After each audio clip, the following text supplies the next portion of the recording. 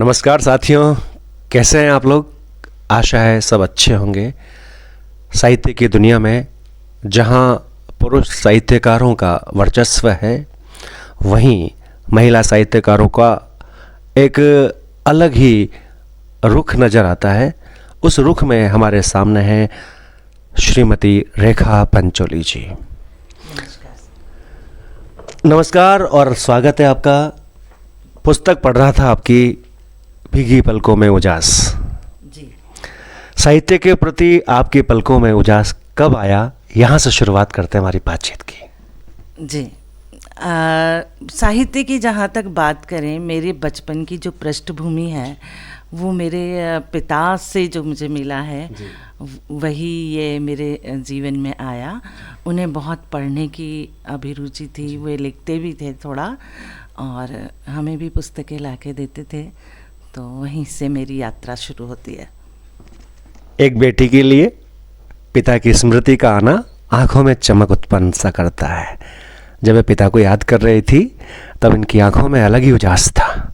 शायद उनकी स्मृतियों को ही, उस उजास की स्मृतियों को ही भीगी पलकों में उजास के नाम पर ये प्रकाशित करवाती हैं।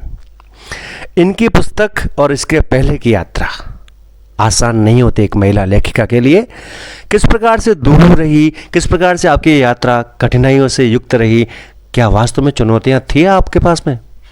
जी बिल्कुल, चुनौतियां महिला लेखिकाओं के सामने ज़्यादा हैं, क्योंकि हमारे लिए प्रायोरिटी पहले परिवार और अपने घर के काम होते हैं, उसके बाद हम लेखन से जुड़ते हैं। तो डेफिनेटली ये मेरे सामने चुनौतियां रही। और इसके अतिरिक्त मैं एक स्कूल भी चलाती रही हूँ, जिससे मैंने पिछले साल ही बंद किया है। तो ये मेरा मतलब इस तरह से मैं थोड़ी व्यस्त ज़्यादा रहती थी, फिर भी हुआ ये काम। बिल्कुल, फिर भी हुआ ये काम, क्योंकि व्यस्तता में जब अपने संपूर्ण जीवन को समेट कर नहीं रखते, हम कुछ लिखने की कोशिश करते हैं। इसी कोशिश में इनकी पहली पुस्तक आती है भीगी पलकों में उजास। और जब हम कोविड के दौरान सभी संत्रस्त हो रहे थे, इसी दौरान उनकी एक और पुस्तक आती है और वो है, जी हाँ, lockdown and coaching city Kota.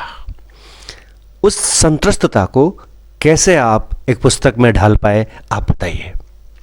जी, मैं जब उस टाइम बच्चों की जो परेशानियां देख रही थी, सुन रही थी, जो न्यूज़ से मैं जुड़ी हुई थी, तो कहीं ना कहीं वहीं से ये विचार आया और वहीं से जो समय था उसका सदुपयोग आरंभ हुआ और ये किताब की शक्ल में आया।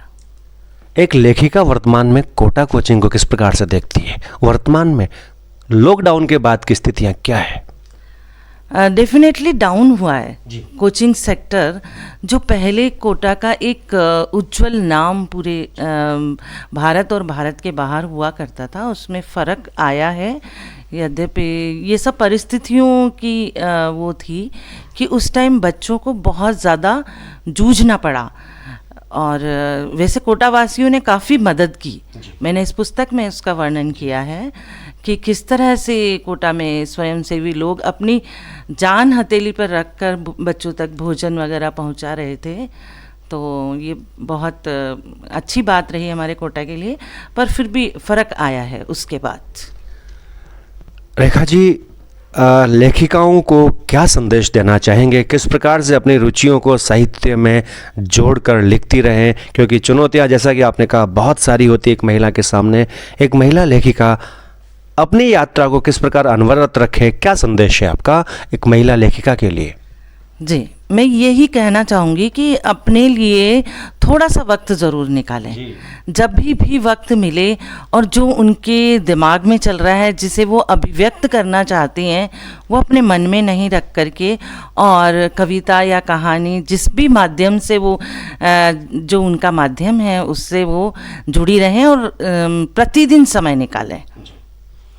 अभी कुछ दिनों से देख रहा हूँ आप पद्य भी लिख रहे हैं, गद्य छोड़कर, और क्या नई कविताओं में क्या चल रहा है?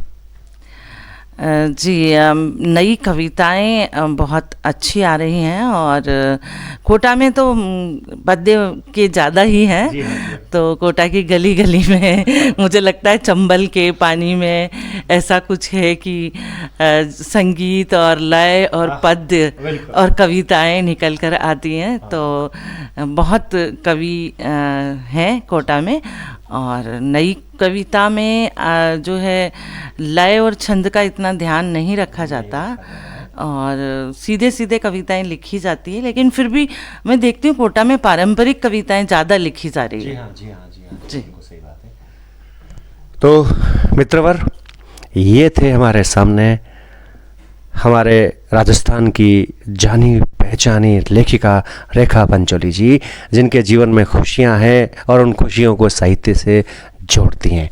आज इस कार्यक्रम में यहीं तक, मिलते हैं फिर अन्य कार्यक्रम।